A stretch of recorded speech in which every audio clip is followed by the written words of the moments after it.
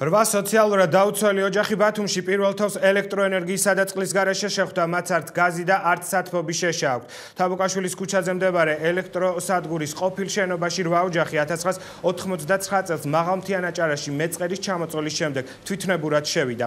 მათ აჭარის მთავრობა შესაბამისი ფართის გამოყოფას შეჰპირდა, თუმცა დღემდე ეს ოჯახები მძიმე პირობებში ცხოვრობენ. ცხოვრობთ ძალიან საშინელ პირობებში, გვაწვიმს თავზე. წყალი არ გვაქვს, შუქი არ გვაქვს, თითქმის წელიწადი და ერთი თვე. ბევრჯერ შევაწუხეთ ეს აჭარის მთავრობა, ბათუმის მერი, ჯანდაცვის სამინისტრო და არანაირი ყურადღება არ გვექცება. გვაქვს შემოთავაზება მარტო ერთი, რომ გაგაგზავნით ლაგოდეხში.